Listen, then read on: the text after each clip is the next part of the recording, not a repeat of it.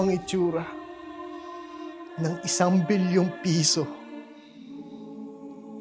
na ninakaw ng mga korap na politiko.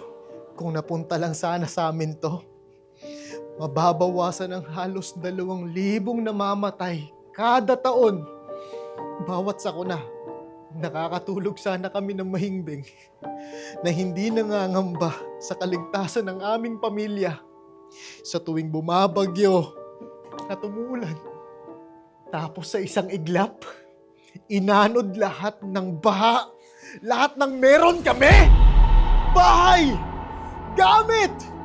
Pati mga alaala sa aming tahanan! At ang pinakamasakit, hindi bagyo yung sumira sa amin, kundi yung korupsyon.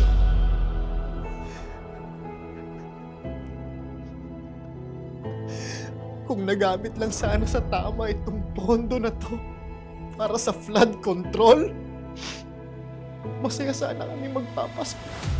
Kung maayos sana yung evacuation center, di sana hindi kami nagsisiksikan na parang hindi kami tao.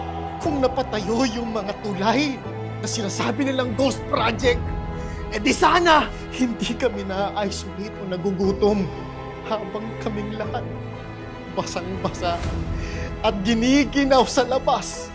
Kayo namang mga kurap, komportable kayong natutulog sa mga mansyon nyo galing sa taong bayan. Oo, bagyo nagdala ng baha sa lugar namin. Pero ang tunay na sumira sa buhay namin ay ang kasakiman! Na hanggang ngayon, umiiral sa ating bansa. Pero hindi pa huli ang lahat.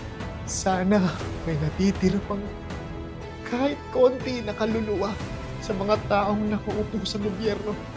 Patuloy pa rin kaming umaasa na sambayan ng Pilipino na sa hinaharap magkakaroon tayo ng pagbabago.